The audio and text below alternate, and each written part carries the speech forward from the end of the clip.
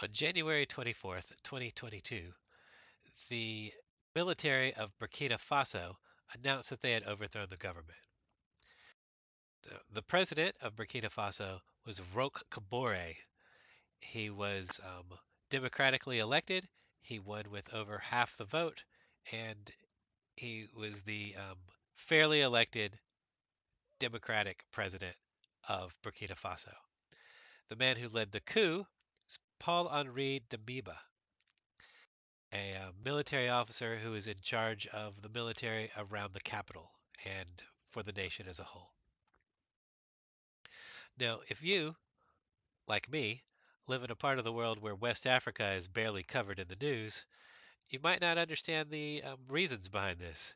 And so in today's Craig Explains Stuff, I'm going to try to give a simple explanation for why this has happened.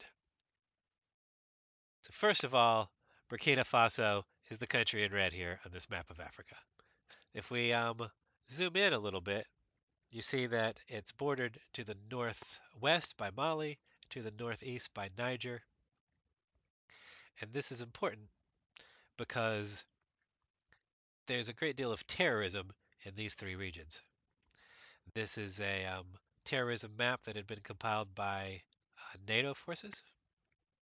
Here is a map of all the terrorist attacks that have been happening in Burkina Faso, in Mali, and in Niger.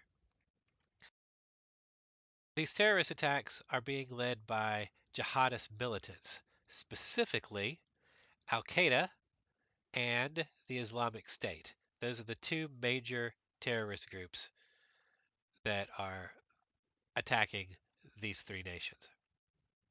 If, like me, you live in the West and only get the news from the West, you might think that Al Qaeda and the Islamic State are problems for the Middle East and the problems for Arabia. But unfortunately, these two terrorist organizations also have a very strong foothold in West Africa. To the point where in Burkina Faso, they've lost a great deal of the north and a great deal of the east to terrorists. Over 1.5 million citizens of Burkina Faso have been displaced due to terrorist attacks, which amounts to about 1/5 of the population of the nation is now been displaced because of jihadist militant terrorism. And a lot of these attacks have turned deadly. And just this past December, there was a big attack on a Burkina Faso military base in which I believe 50 soldiers died. Most of these people in the north and in the east are blaming Roch Kabore, the president. They're blaming his weak leadership for why this has continued to happen and why this violence has not abated. Damiba had been an advisor to Kabore, and he advised that they hire the Wagner Group, which is a paramilitary group of Russian mercenaries. Kabore refused to hire the group because the same group had been working in Mali to help fight the jihadist terrorists, and they have started integrating themselves into the government of Mali, and they're actually starting to gain a great deal of power. And Europe actually thinks that the Wagner Group is not actually a private mercenary company, but is secretly an extension of the Russian military and is a way for Russia to send troops into areas that Russia can't officially go into without creating an international incident. So instead, they allow this group of mercenaries to be hired. And Kabore did not want to hire them because of the situation in Mali, where they're starting to lose control of their government to the Russians, and also because Europe had condemned Mali for hiring this group. And Kabore did not want any trouble with Europe and did not want to be seen as being allies with Russia. So Damiba actually then asked a second time and gave another presentation. Kabore still refused, and that was the last time Damiba spoke with Kabore before um, the coup.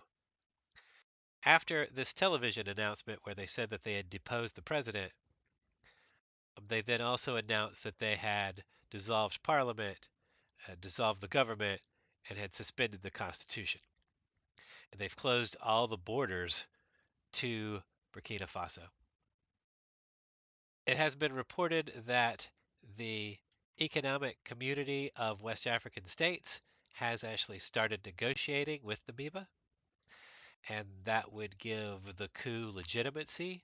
So that's why this coup has happened, because the military did not feel that Kabore was adequately protecting the country from terrorism and terrorist attacks. So this is a short video today, and this was actually a really simplified explanation of what's going on over there.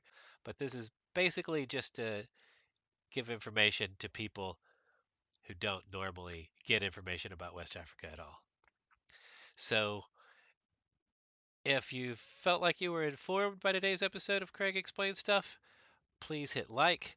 I have a lot of videos. I normally explain science on the site. Please go check those out. And if you like those, please hit the subscribe button.